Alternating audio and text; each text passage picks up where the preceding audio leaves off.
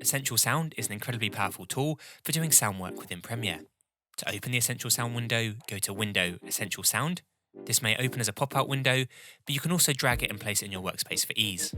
Click to select the audio clip that you want to work on, and then choose the type of audio you have. Here we're going to select dialogue.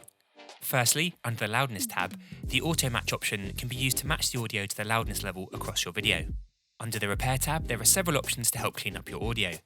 Clicking the tick box next to the option will add the respective effect to your clip, and you can then use the slider control in Essential Sound to fine-tune it.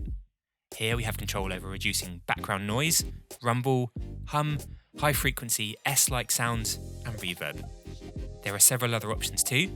For basic vocal audio cleanup, you may want to consider increasing the clarity and potentially enhancing the speech to suit the voice in your clip. As a final note, for ease, you can right-click and copy all the audio effects from your clip, and then use paste attributes to apply them to other clips in your timeline.